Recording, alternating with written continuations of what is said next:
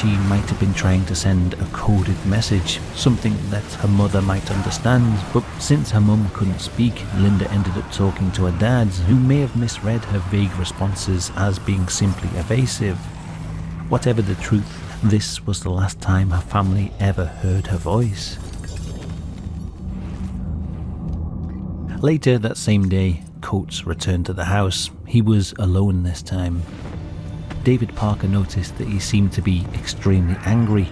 Coates went straight to the attic. Moments later, the people downstairs could hear Linda's panicked screams. When Coates came back downstairs, he had Linda's severed thumb in his pocket. During the torture, Linda had revealed that she'd given part of Coates' money to John Glenn, the same man who she'd scammed and who had sent her violent threats. Coates decided to pay Glenn a visit. He brought the severed thumb with him in a plastic bag.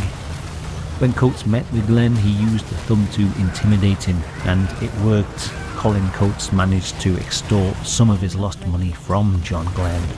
Afterwards, he reportedly went to the bathroom and flushed Linda's thumb down the toilet. Now, although Colin Coates had recouped some of his losses, he didn't let Linda go. Instead, he and Wade continued their daily visits to the attic, escalating the torture with each passing day.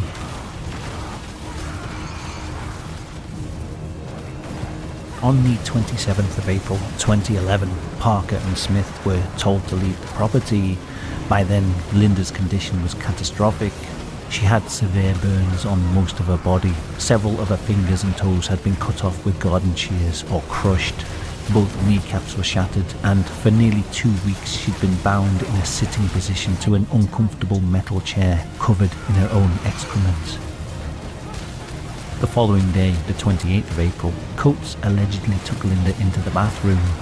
He would later boast to a cellmate that he'd covered her nose with his hand whilst her mouth remained sealed shut with black tape. She died slowly from asphyxiation. Once she was dead, Coates removed the head from her body. The next day, he and Wade attempted to borrow a boat from a friend, saying that they needed to get rid of something.